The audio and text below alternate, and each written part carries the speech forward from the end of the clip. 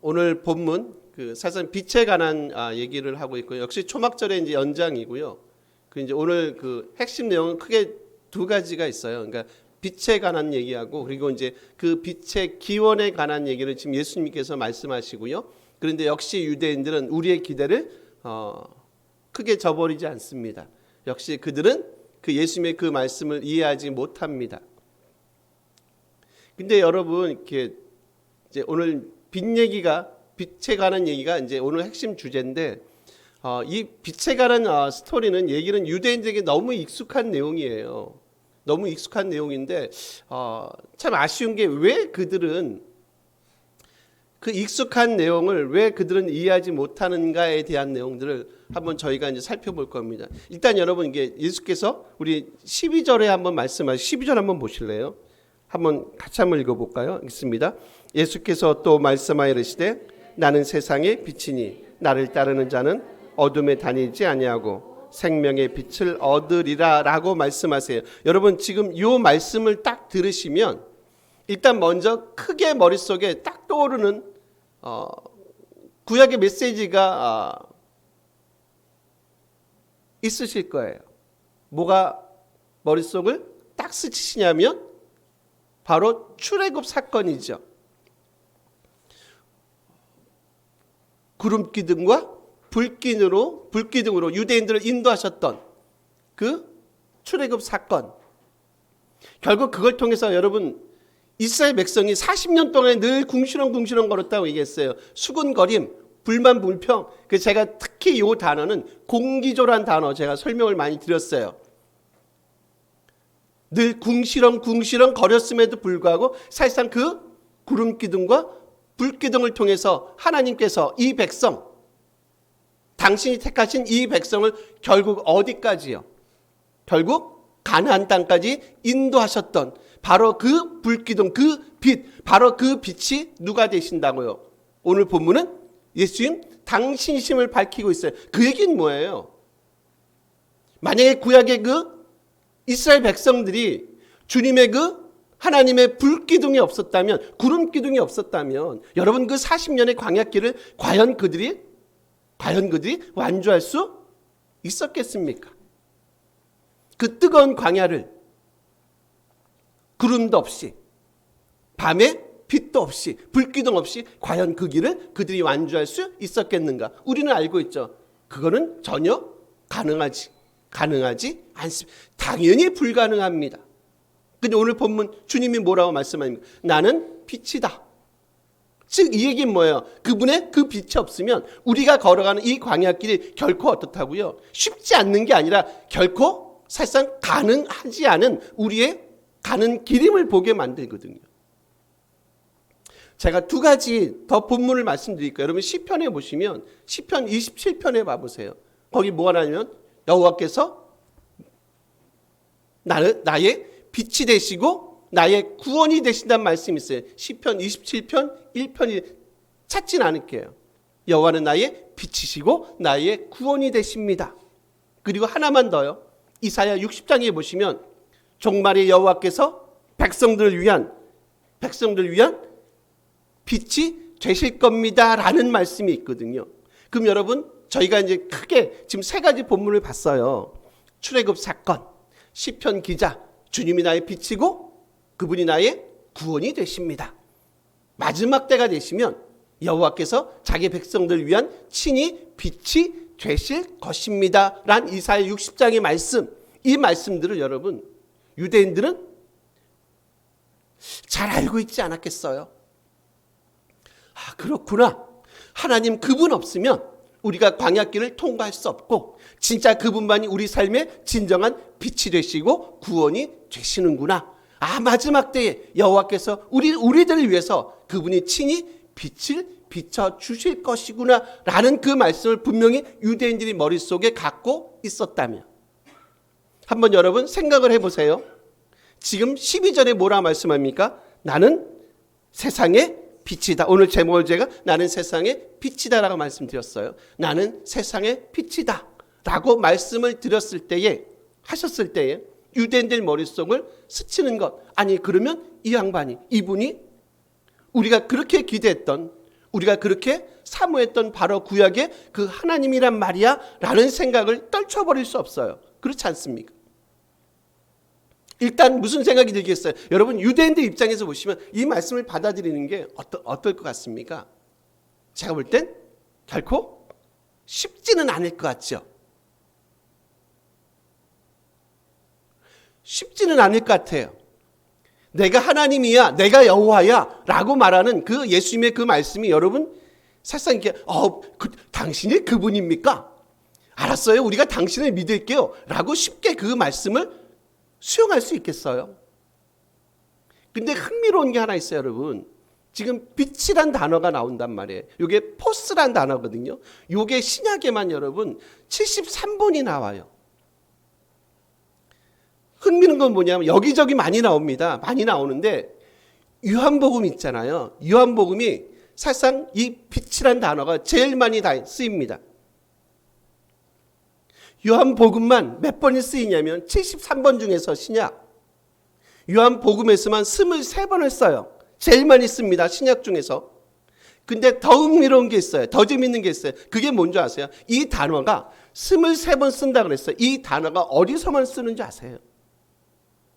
빛이란 단어가 어디서만 쓰냐면 1장에서 12장 안에 그 안에 다 써요.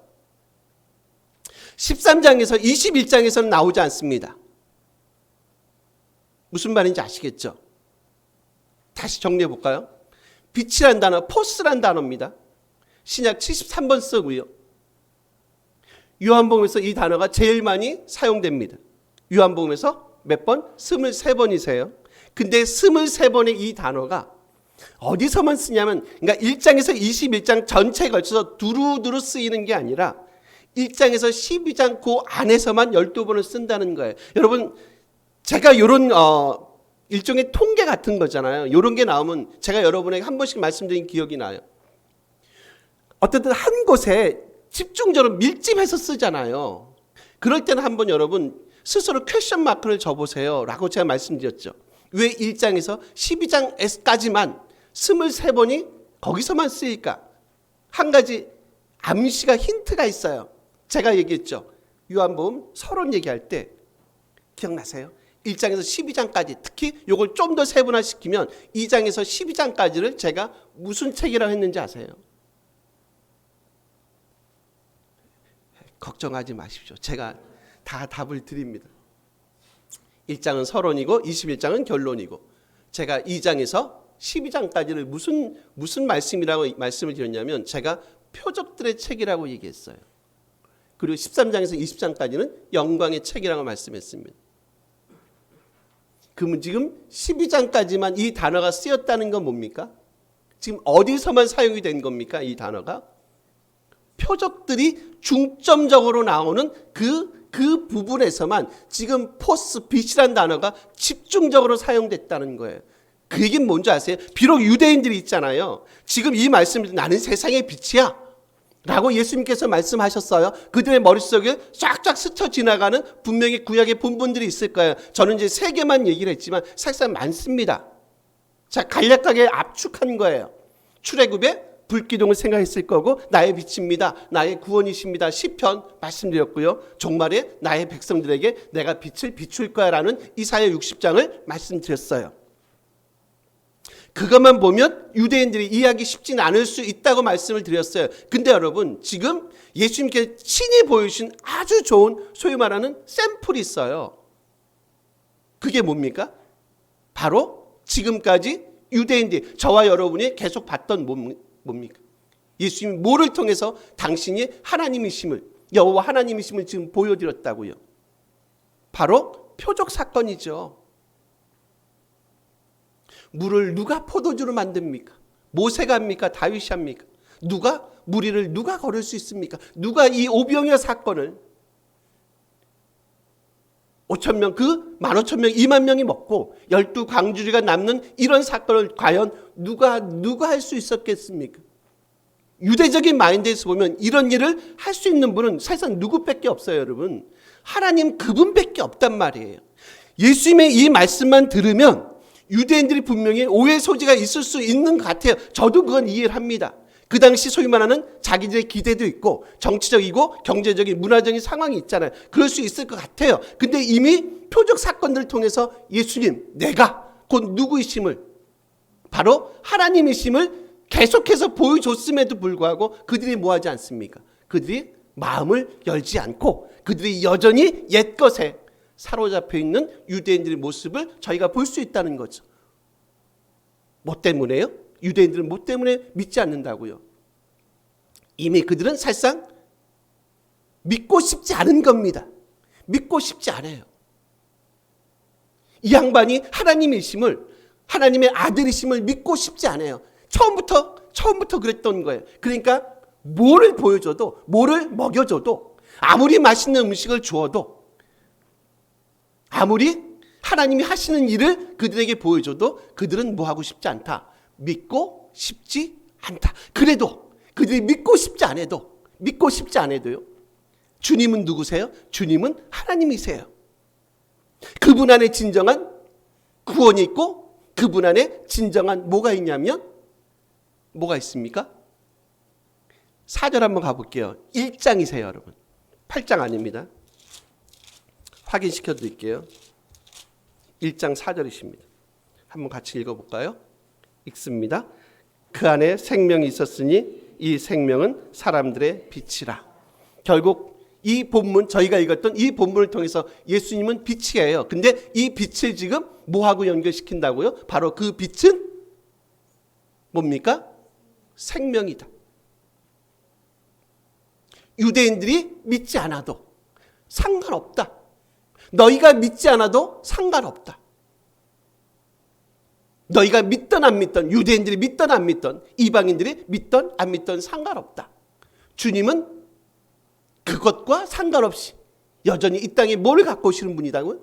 이 땅에 생명을 갖고 오시고 이 땅에 구원을 갖고 오시는 분입니다. 우리가 믿지 않는다고 그분이 손해볼 거 크게 없습니다, 여러분.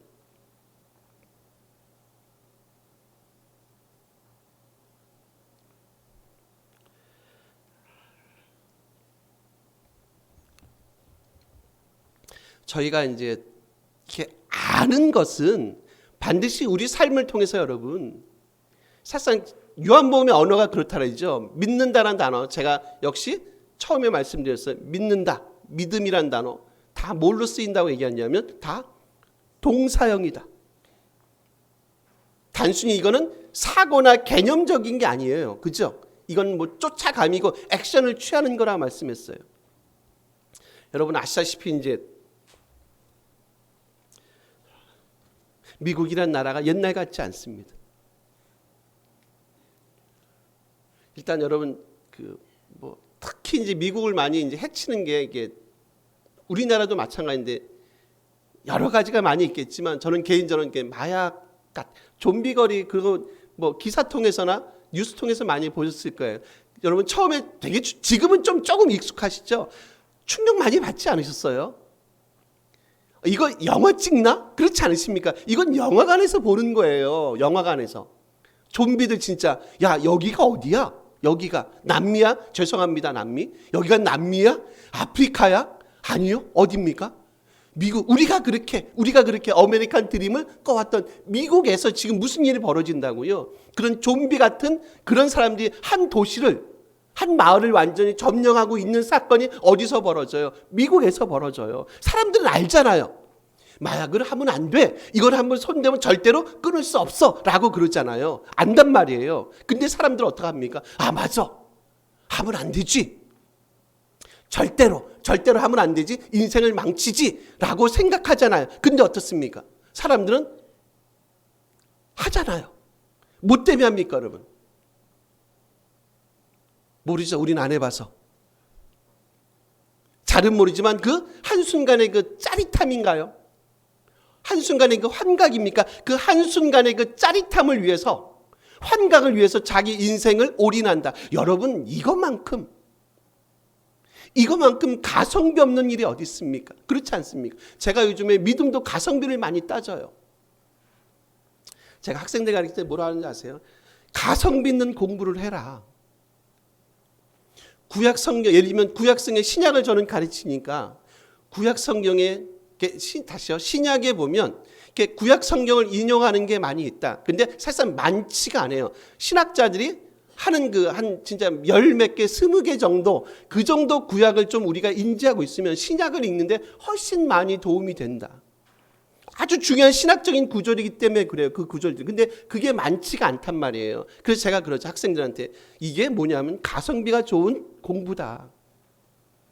구약 전체를 우리가 알 수는 없지만 그 한 10대까지 20가지 구약을 우리가 조금은 인지하면 여러분이 당신들이 나중에 설교하실 때 내지는 구약을 신약을 공부하실 때 훨씬 도움이 많이 된다. 우스갯 말로 제가 이게 가성비가 좋은 공부다라고 얘기해요.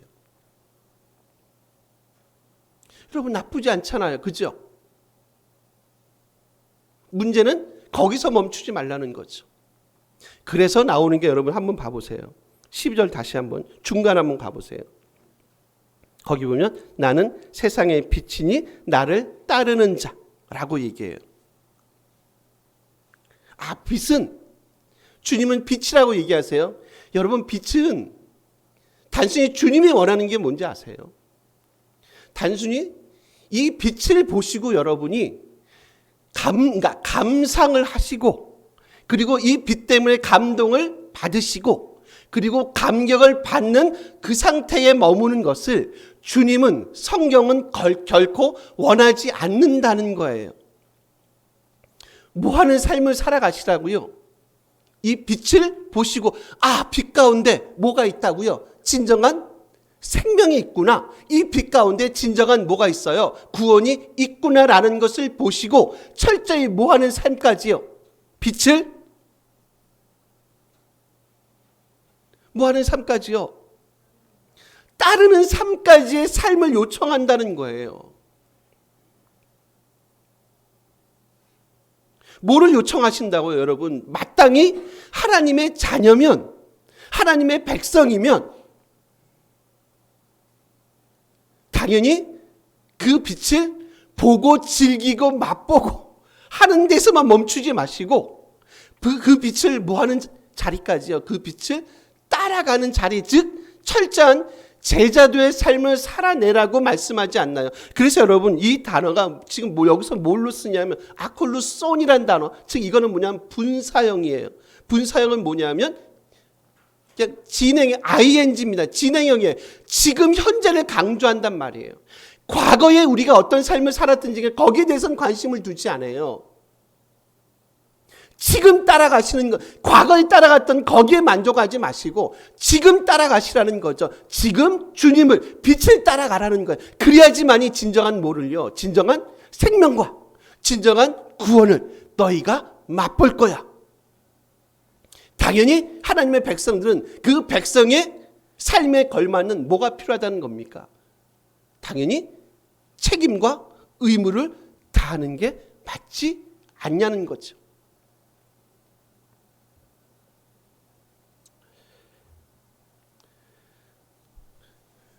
지난주입니까, 여러분? 아마 빛축제, 우리 여의도에선 빛축제를 갔다 오신 분들 계셨을 텐데 되게 멋있었다고, 그저 100만 이상이 모였다고 얘기합니다. 너무 많이 오지 마세요. 위험하니까. 뭐 압사의 위험도 너무 많이 오니까 100만 이상이. 저는 이제 뉴스를 통해서 봤는데 여러분 보셨을 거예요. 끝났어요. 뭐 너무 멋진, 한번 가야 되는데 너무 멋진 빛축제를 보셨습니다. 그리고 나서 남은 그 멋진 빛축제를 보고 나서 남은 결과물 뭐죠? 엄청나게 많은 뭐 수십 톤 이상이 되는 쓰레기로 남았어요. 제가 그 생각을 하면서 지금 무슨 생각이 드냐면 지금 이 본문이 생각나는 거예요. 우리는 대한민국 백성으로서 사실 그것을 볼 뭐는 있습니까? 볼 권리는 있죠. 거기 그 권리에 따르는 모두 분명히 있습니까, 여러분? 그 책임은 뭔가요? 자기가 갖고 온 쓰레기, 자기가 거기서 먹다 남은 치킨 찌꺼기, 그죠? 페트병, 그런 것들은 최소한 뭐 어떤 식으로든지 그게 처리가 돼야 되지 않겠어요? 우리는 백성으로서의 권리만 자꾸 주장한단 말이에요. 아쉽잖아요. 수십만 수백만이 모여서 그런 운동, 무브먼트를 한단 말이에요. 기독교도 마찬가지입니다. 여의도에 모였습니다. 이제 광화문에 10월 27일 날 그 차별법입니까? 그것 때문에 지금 뭐 200만 모이십시다 막 그런 얘기가 있어요. 너무 좋을 것 같아요. 좋은데 저는 이제 마지막 결과물들이 뭘로 나와야 되는 줄 아시죠? 거기에 엄청 예를 들면 기독교인들이 모였습니다. 뭐 수백만이 모였습니다. 근데 보니까 쓰레기가 뭐 수십만 톤이 막 거기 쓰레기가 그거는 아니잖아요. 그렇지 않으세요? 그게 수준이고 의식 아닙니까? 당연히 우리는 구원받기 합당한 하나님의 자녀들이세요. 자녀로서 삶을 거기서 끝내면 아니고 그 자녀로서 삶은 당연히 뭐가 따른다고요? 철저한 제자도의 내지는 자녀로서의 삶을 살아가야 되는 그런 철저한 헌신과 그런 결단들이 분명히 필요하다는 거예요. 하나님 앞에. 그러기 위해서는 뭐가 가능해야 된다고요? 우리가 그 빛을 말씀을 쫓아가는 그런 삶을 살아내는 게 그게 맞지요. 그래야지 이 땅 안에 하나님의 말씀이 진짜 푸르고 푸른 그리스도의 계절이 임하게 할 수 있지 않겠습니까, 여러분? 따르셔야 됩니다. 뭐를 강조한다고 제가 분사형을 쓴다 그랬죠. 따르셔야 돼요. 현재 상태를 진행을 제가 강조한다고 얘기했어요. 제자로서 자녀로서 우리가 따라가는 것 제발 뭐하지 마십시오. 여러분 그 자리 계신 그곳에 제발 뭐하지 마십시오. 머물지 마십시오. 광야 40년 동안에 이스라엘 백성들은 철저하게 무슨 삶을 살았습니까? 유목민적인 삶을 살았어요. 늘 뭐 했습니까? 늘 유동적으로 이동했지 않습니까? 정착하지 않았어요. 광야 40년 동안은. 어디 가서 정착합니까? 가나안 땅에 들어가서 정착합니다. 그랬더니 그나마 40년 동안은 주님과 함께 구름기둥과 불기둥으로 그나마 이동을 했는데 그 땅에 딱 뭐하는 순간 정착을 하는 순간 이제 그 땅에 누구도 없습니까? 주인도 없고 마치 사사기 마지막 우리 끝날 때 아주 충격적인 말씀으로 사사기가 끝나잖아요. 각자 자기 소견에 옳은 대로의 삶을 살아냈던 그 땅에 머무는 순간부터 그 땅에 엄청난 변질과 부패가 일어나는 것을 저희가 볼 수 있거든요. 여러분 우리는 따르는 자이십니까? 아니면 늘 이곳에 머무는 자로 저희가 서고 있습니까? 한번 진지한 묵상과 고민이 필요하리라고 봅니다. 하나만 우리 더 볼까요? 몇 절을 보시냐면 14절과 14절 하나만 좀 읽어보겠습니다. 예수께서 대답하여 이르시되 내가 나를 위하여 증언하여도 내 증언이 참되니 어디로 가는 것을 알거니와 너는 내가 어디로 가는 것을 알지. 아멘. 그러니까 여러분 유대인들이 오해하는 게 뭐 때문에 그렇다고 했어요. 제가 처음에 그랬죠. 지금 이거는 기원에 관한 문제를 지금 토론하고 있다. 논쟁하고 있는데 유대인들은 그걸 전혀 이해하지 못해. 그러니까 지금 유대인들이 바라보는 예수님의 그 기원은 자꾸 어느 관점에서 보는 거예요. 육체의 관점이 있죠. 이해가 되지 않잖아요. 지금 이 예수란 이분은 누구라는 거예요? 목수인 요셉의 아들 바로 그 예수가 아니냐는 거예요. 주님은 지금 다른 얘기를 하고 있잖아요. 지금 땅에 속한 당신의 기원을 얘기하고 있지 않거든요. 주님은 지금 무슨 기원을 얘기하고 있습니까? 하늘에 속한 하늘의 기원. 우리 아버지는 내 아버지는 누구야? 하나님이야 라는 얘기를 하고 있잖아요. 그죠? 이 둘이 있잖아요. 지금 일단 우리는 어디까지 왔어? 8장까지는 왔지만 지금 이 기원에 관한 문제가 여러분 해결이 안 돼요. 유대인들은 주님을 지금 자꾸 뭐의 관점에서만 본다고요? 땅의 관점, 육체의 관점으로만 바라보니까 주님은 정작 어디의 관점에서 말씀하시는데 하늘의 관점이요. 위의 관점에서 말씀하시는데 이게 이 둘이요. 영원히 지금 뭐예요? 계속해서 뭘 이뤄가요? 계속해서 평행선을 이뤄간단 말이에요. 하늘의 일을 전혀 이해하지 못한단 말이에요. 유대인들은.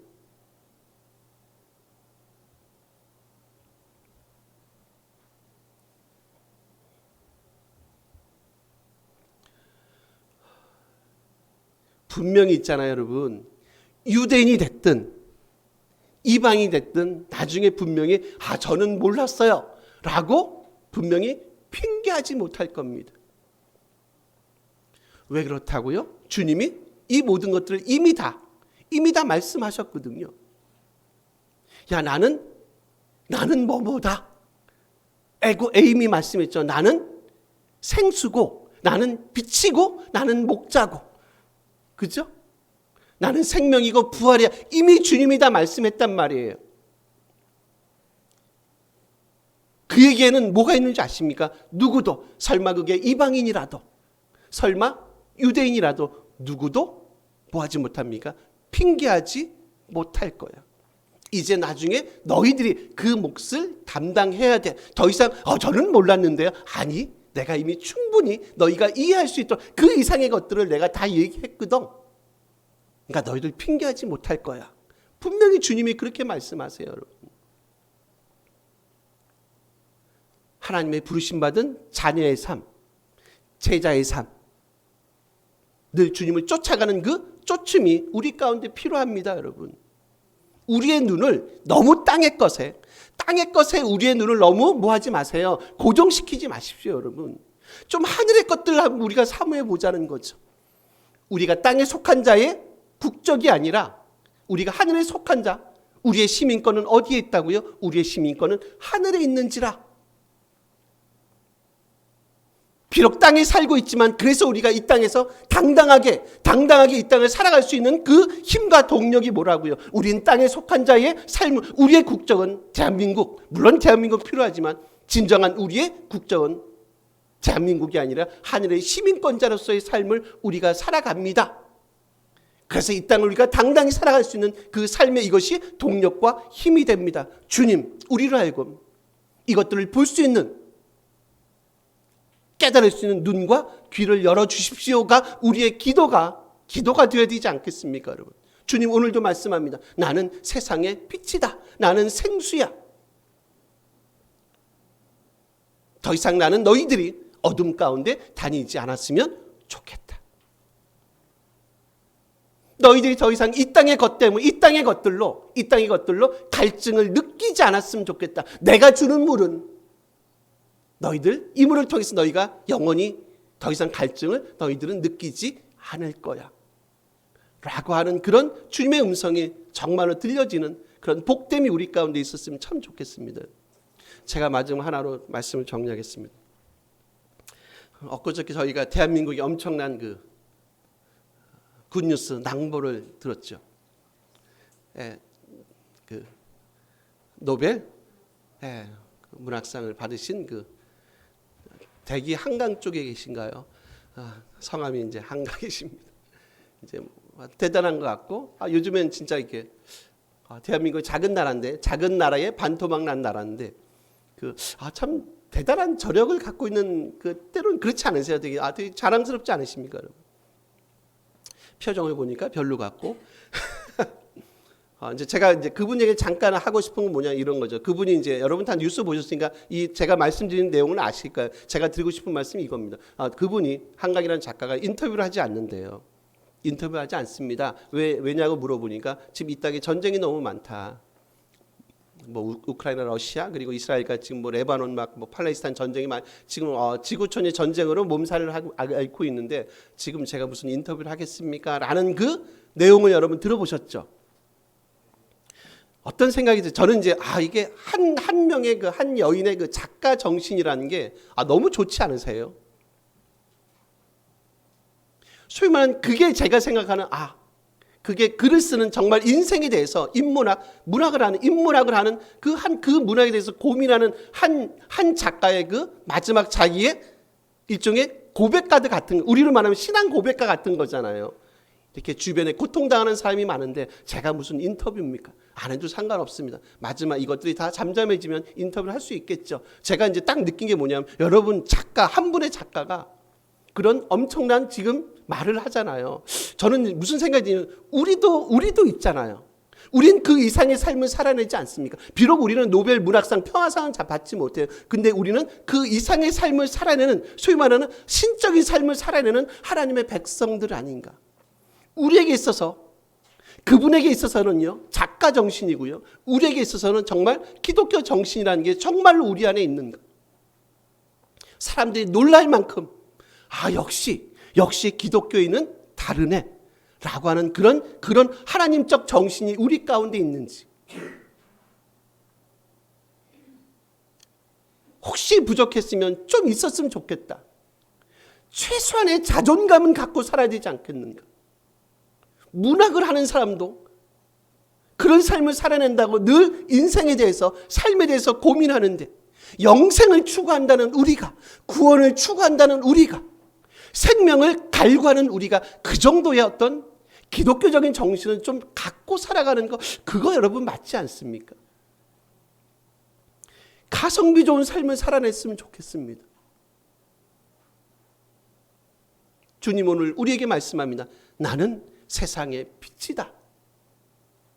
이 빛을 보시면서 늘 주님을 쫓아가는 참된 믿음의 걸음들이 우리 가운데 있었으면 정말 좋겠습니다.